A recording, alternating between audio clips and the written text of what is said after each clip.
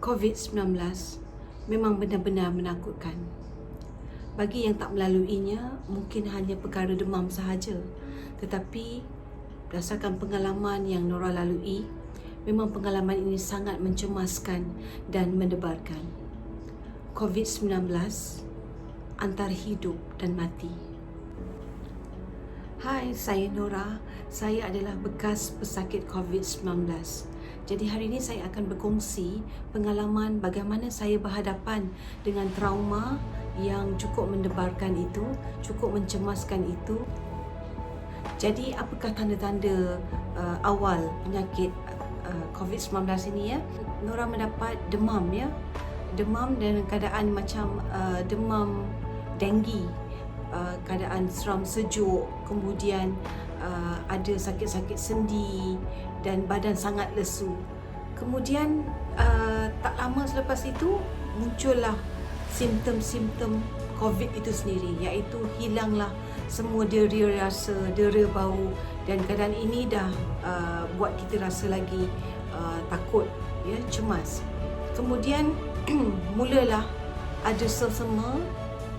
Dan yang paling teruk ialah batuk. Batuk itulah yang sebenarnya mengganggu pernafasan kita ya. Batuk itu yang membuatkan kita rasa sangat tak selesa dan nafas kita sangat pendek. Mungkin ada yang tertanya-tanya, macam mana Nora boleh dapat COVID-19 ini? Nora sendiri tak tahu, tak ada pun close contact ataupun kontak rapat. Pergerakan Nora hanyalah sekitar kawasan rumah, pergi ke kedai membeli barang. Tetapi apabila mendapat demam ya, demam tu kita rasa macam ada sesuatu yang tak kena. Jadi apa yang Nora lalui ialah Nora pergi membuat ujian calitan swab ya, di klinik swasta. Dalam tempoh 15 minit saja kita dah dapat keputusan. Jadi keputusan itu kita rasa macam kena buat sekali lagi lah untuk memastikan betul ke tidak ini. Kemudian Nora pergi kepada klinik kesihatan sekitar Taman Perumahan ini.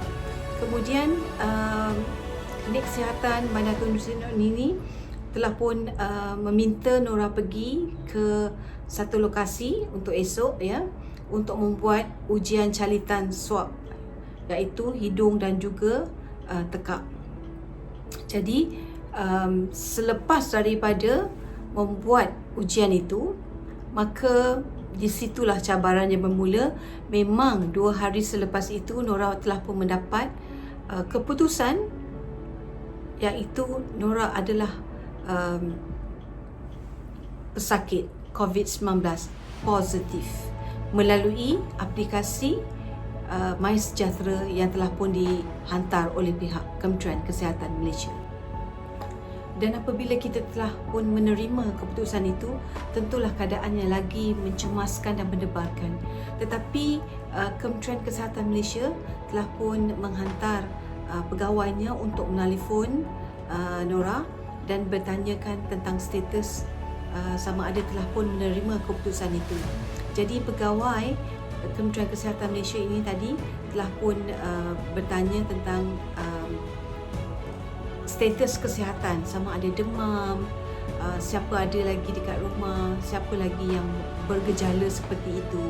Kemudian menanyakan bagaimana keadaan kita pada hari itu ya.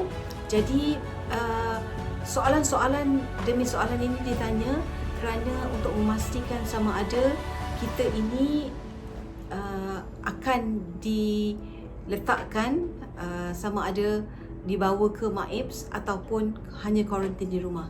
Jadi berdasarkan kepada soalan-soalan yang ditanya, berapakah anak, berapa keluasan rumah, berapakah keluasan bilik, maka Nora dibenarkan untuk kuarantin sahaja di rumah ya.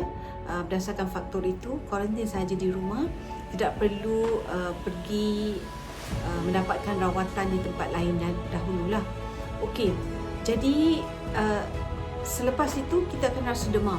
Kita akan rasa sangat tidak selesa, kemudian macam kena denggi lah. Badan kita sangat seram sejuk, tak bermaya, sangat lesu ya. kadang-kadang nak berdiri pun susah juga ya. Tak lama selepas itu timbullah sesema, batuk dan sebagainya. Tetapi ingin Nora nyatakan bahawa Kementerian Kesihatan Malaysia melalui aplikasi MySejahtera ini hari-hari meminta kita menghantar laporan status kesihatan melalui aplikasi dalam MySejahtera ya. Ada Google Form yang perlu diisi. Antara soalannya bagaimana keadaan kesihatan pada hari ini, adakah tanda-tanda demam itu ada, batuk, sesema, cirit-birit dan sebagainya. Jadi adakah simptom kita sesak nafas? Soalan itu ditanya dan kita akan hantar laporan status itu pada setiap hari. Okey, pada ketika itu memang Nora stabil. Okey, tetapi dalam tempoh lebih kurang seminggu kuarantin di rumah, maka batuk dah mula muncul ya. Bila batuk itu menyebabkan kita rasa sangat sesak nafas, sangat dalam ya, kerana ada kahak dan sebagainya. Jadi batuk itu yang mengganggu pernafasan kita jadi pendek. Setelah hampir seminggu Nora kuarantin di rumah, Nora telah pun mendapat panggilan telefon daripada doktor Kementerian Kesihatan Malaysia yang meminta Nora hadir ke Dewan Komuniti di Ampang untuk melakukan pemeriksaan, dan kalau keadaannya okey, maka jangkaannya Nora dibebaskan dengan surat pelepasan bebas kuarantin ya, sebagai pesakit COVID-19. Jadi pada hari itu keadaannya terkawal seperti biasa. Barisan Hadapan Frontliners KKM sangat prihatin. Tutur kata yang langsung tidak menyinggung hati dan perasaan semua, terkawal budi bahasanya, kesopanan bahasanya. Jadi Nora telah pun diberikan sedikit ujian, exercise lah ya, iaitu bangun duduk. Dan keadaan itu menyebabkan Nora rasa sangat penat, terlalu penat ya, dengan keadaan yang batuk tadi. Kemudian kita rasa sangat penat. Dan apa yang berlaku, rupa-rupanya pernafasan Nora sangat pendek ya. Jadi keadaan itulah yang sebenarnya berlaku kepada pesakit COVID yang menyerang pernafasan paru-paru kita ya. Jadi doktor yang pada ketika itu melihat keadaan Nora terus membawa ke satu sudut dan langsung diberikan oksigen. Okey, katanya bagi manusia yang normal ya 95%, tetapi dalam keadaan Nora hanya 94% sahaja.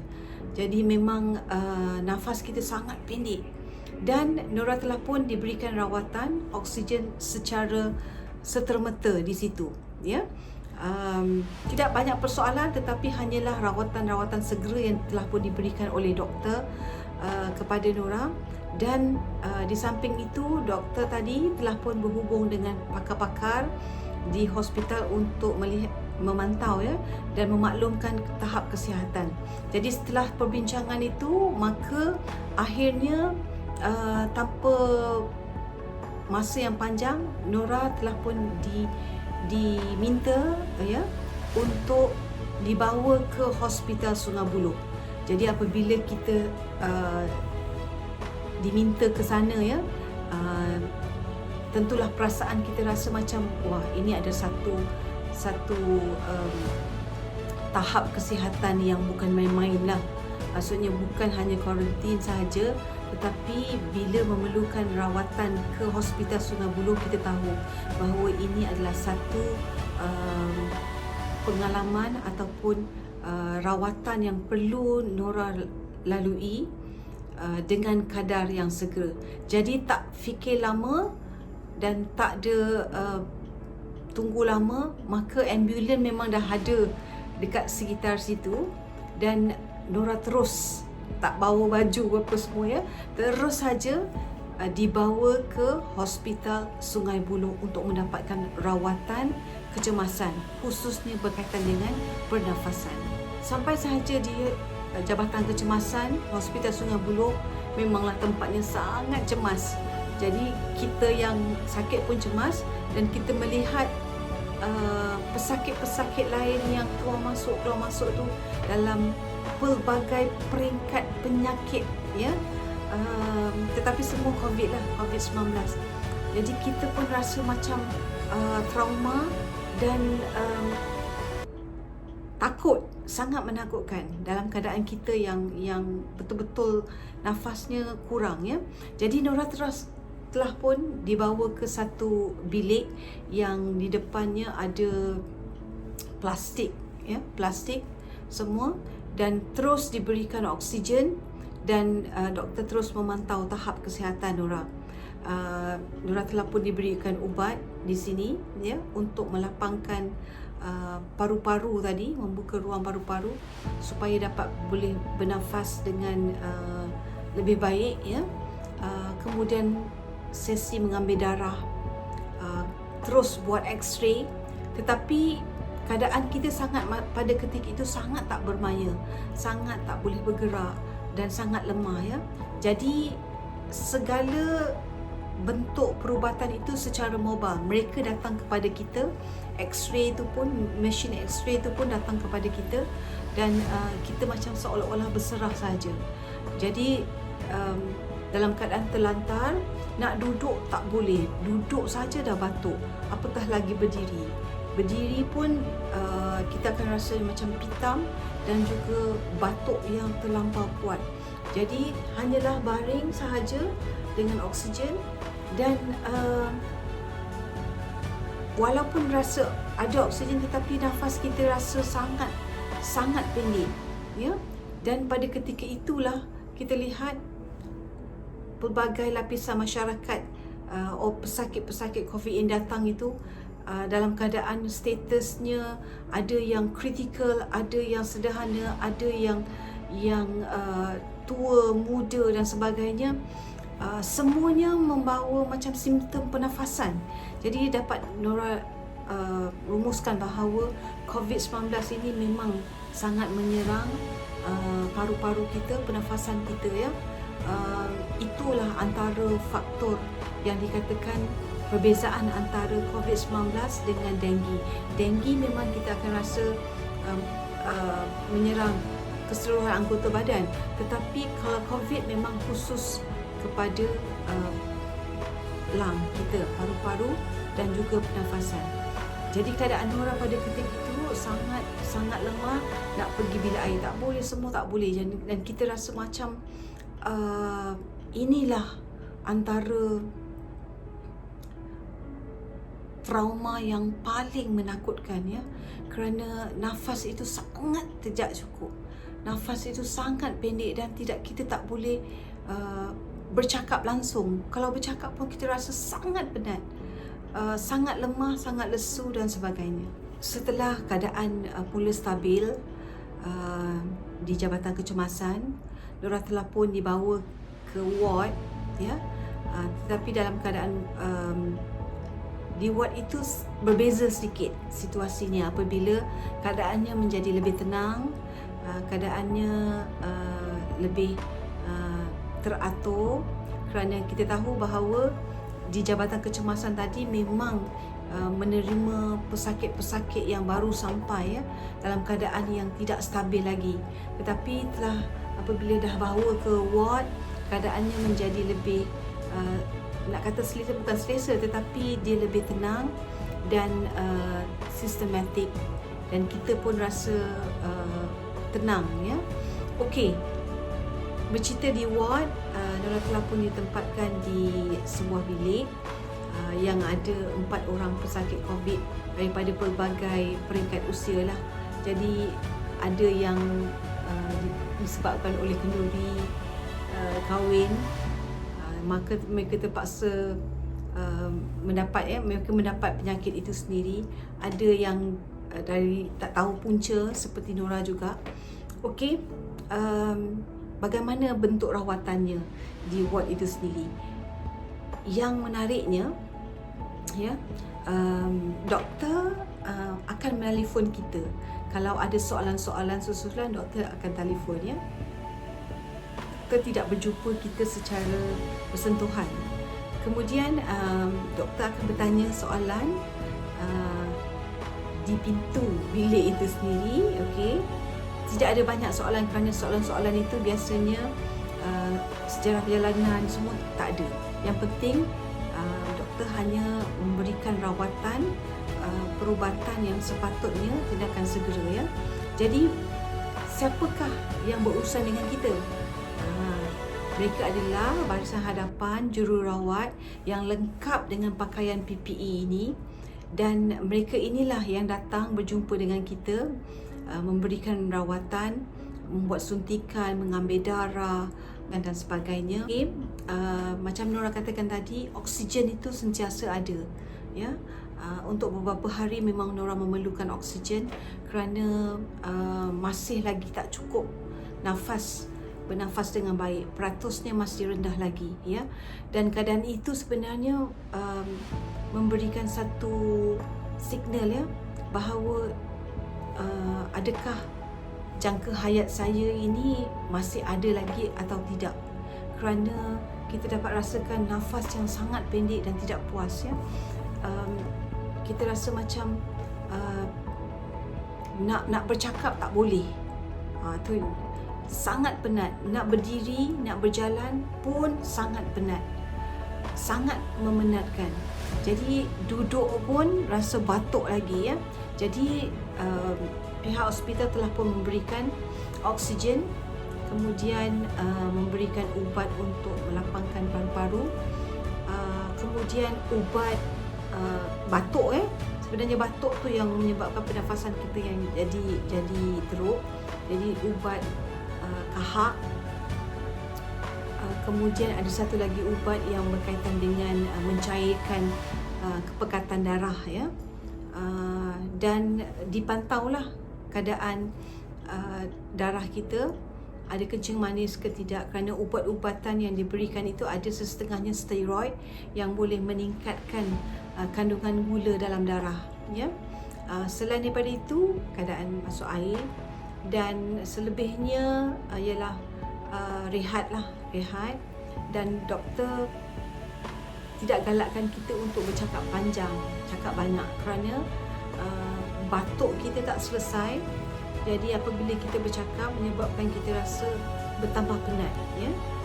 Jadi dalam keadaan itu kita boleh kawal diri kita, dan situasi dalam ward itulah sebenarnya dapat memulihkan keadaan kita apabila kita diberikan rawatan oleh kaki tangan Kementerian Kesihatan Malaysia.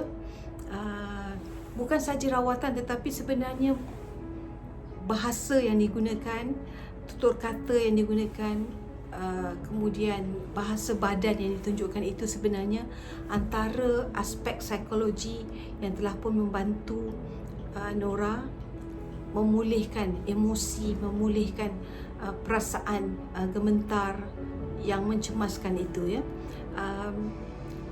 Etika mereka bertanya, "Assalamualaikum, saya Dr. Amalin, izinkan saya untuk melakukan rawatan.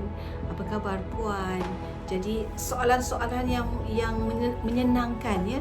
Tidak ada soalan-soalan yang begitu memerlukan kita berfikir dengan keadaan yang teruk. Kerana pada ketika ini ialah apa yang mereka mahu ialah memberikan satu bentuk rawatan yang terbaik. Okey, tidak ada status gelaran, semua tidak ada di situ. Kerana kalau kita lihat di situ, tidak ada langsung awak bekerja dekat mana, berapa grade awak, kemudian bagaimana sejarah perjalanan itu, semua tak ada ya. Yang penting nak tahu bagaimana tahap kesihatan pada hari itu. Okey, apabila keadaan telah pun stabil, maka Nora dibenarkan untuk pulang ke rumah, discharge. Namun begitu, keadaan batuknya masih ada lagi ya. Dan Nora telah pun mendapat appointment lah ya untuk pasca COVID. Sebenarnya kata doktor ya, COVID ini memang menyerang kepada saluran pernafasan kita, dan kita perlu ada satu rehab lah untuk bagaimana kita nak melakukan senaman untuk mengawal pernafasan kita supaya kembali normal, kembali stabil. Dan sehingga hari ini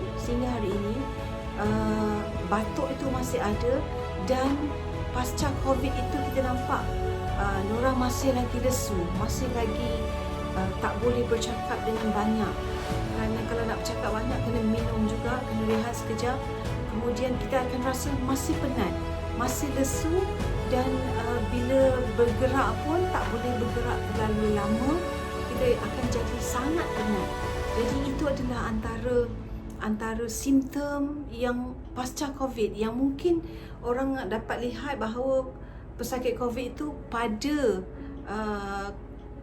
dilanda penyakit itu saja, tetapi selepas daripada keluar daripada ward, rupa-rupanya ada lagi kesan khususnya yang berkaitan dengan pernafasan. Sehingga hari ini nafasnya masih lagi belum selesa, sangat tak selesa ya. Tak boleh lagi bercakap dengan panjang lebar macam Nora sebagai seorang pendidik nak bercakap, nak mengajar. Jadi rasanya masih lagi belum mampu, belum berkeupayaan untuk bercakap dengan panjang. Cakap sedikit kita dah mula mengah, dah mula penat, dah mula rasa tersekat-sekat di sini ya. Jadi itu yang perlu kita jaga. Apatah lagi keadaan batuknya itu sebenarnya belum selesai. Jadi katakanlah kalau batuk itu selesai, mungkin ada sedikit perubahan yang berlaku pada pernafasan itu sendiri. Ketika Nora berada di hospital itu, angka pesakit COVID itu telah pun mencanak kepada lebih daripada 5,000 pesakit baru ya. Jadi pada waktu itu rasanya memang tahap yang paling ramai pesakit COVID-19 yang baru, dan Nora antara salah seorang daripadanya. Dan apabila kita melihat kepada angka kematian, dan ada rakan-rakan yang telah pun Nora kenal meninggal dunia akibat penyakit COVID-19 ini, menyebabkan kita rasa betul COVID ini bukan sesuatu yang main-main. Memang dalam status Nora mungkin tidak serius, tetapi walaupun tidak serius, tetapi dia memberikan satu pengalaman yang sangat menakutkan apabila kita kehilangan nafas yang sangat berharga itu ya. Sangat macam-macam yang kita fikirkan. Kita fikirkan diri kita, kita fikirkan keluarga kita, dan bagaimana harapan mereka yang sentiasa mendoakan kita, rakan-rakan yang membuat sembahyang hajat supaya Nora berada dalam keadaan yang stabil, yang sentiasa bertanya khabar. Jadi sebenarnya itulah pernafasan kita tu sangat terjejas pada ketika itu berbanding dengan sakit-sakit lain ya. Tetapi betul, COVID ini memang menyerang paru-paru kita, khususnya saluran pernafasan kita. Kita akan rasa mungkin inilah jangka hayat kita berakhir dekat sini, sampai kepada tahap itu. Itulah antara pengalaman yang sangat mendebarkan dan mencemaskan bagi diri Nora sendiri. Oleh sebab Nora juga seorang pendidik, jadi apabila keadaan dah mula stabil, maka Nora berinteraksi lah bersama-sama dengan anak didik melalui Google Meet, dan mereka bertanya khabar tentang kesihatan Nora, di samping memberikan sedikit sebanyak input tentang pembelajaran sepanjang Nora tiada bersama-sama dengan mereka. Dan apa lagi yang Nora buat? Yang kelakarnya Nora pun masih belajar lagi. Jadi apabila diminta ke hospital, tak ada baju yang dibawa, tetapi satu beg itu penuh dengan buku-buku. Okey.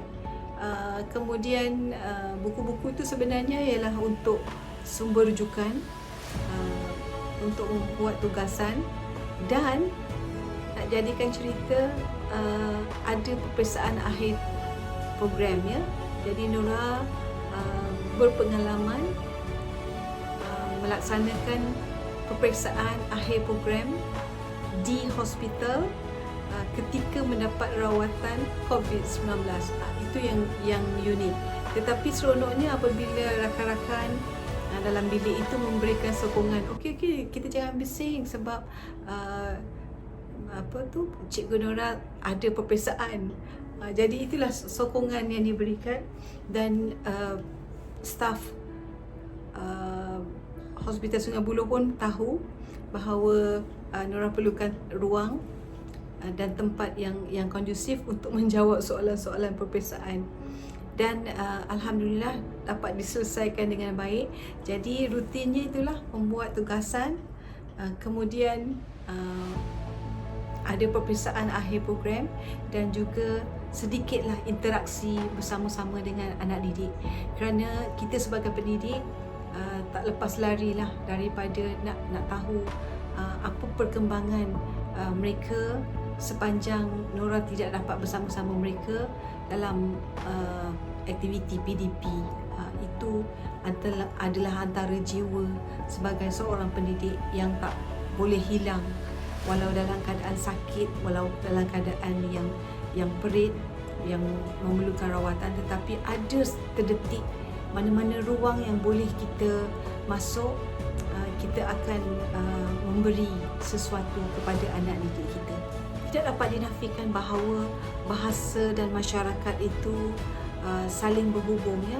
Jadi dalam konteks ini, Kementerian Kesihatan Malaysia sangat pada Nora sangat bagus dalam menyampaikan perkhidmatan mereka kepada pesakit COVID, bermula daripada awal lagi, iaitu melalui aplikasi MySejahtera, dan mereka menelefon pesakit-pesakit COVID ini, pesakit yang telah positif COVID, dengan menenangkan perasaan, menenangkan hati pesakit kita supaya kita tenang, boleh mengawal diri dan boleh bertindak atas nasihat yang diberikan untuk kuarantin di rumah.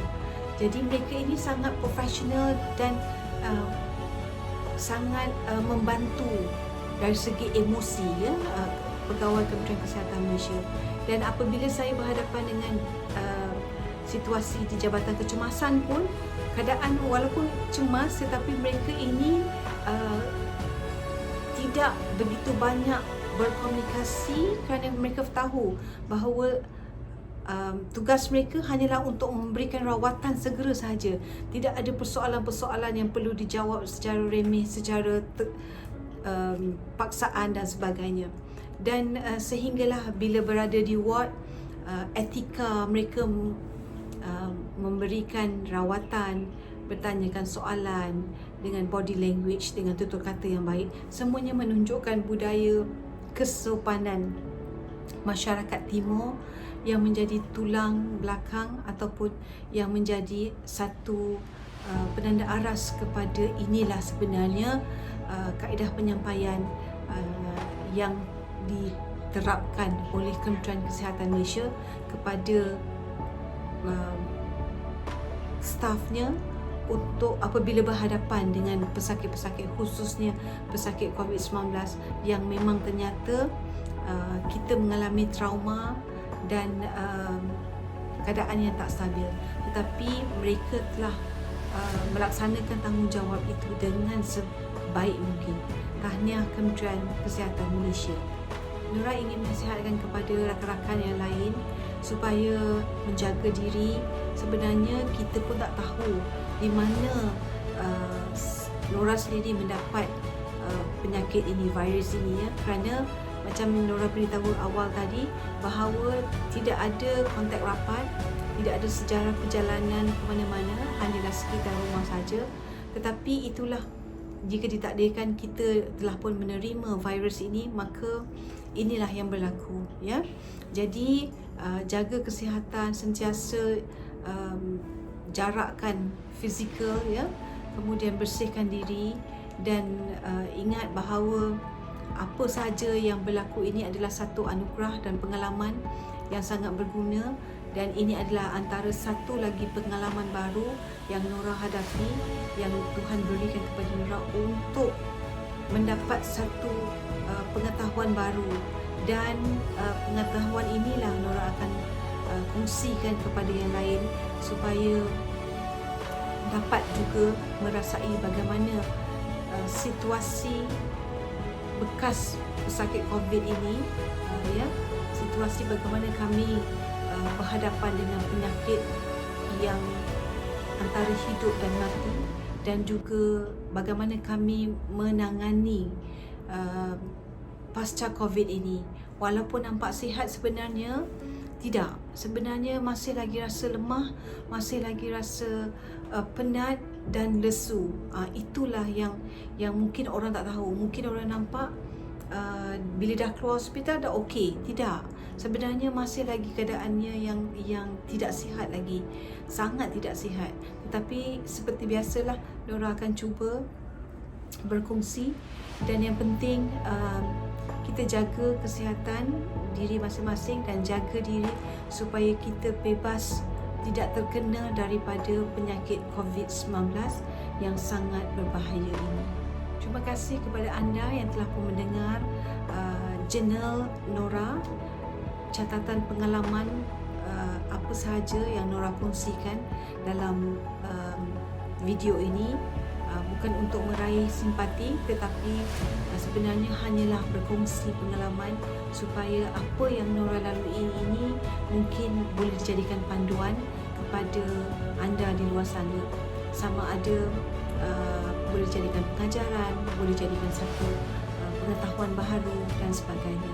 Dalam pengenalan daripada Nora di YouTube channel Nora.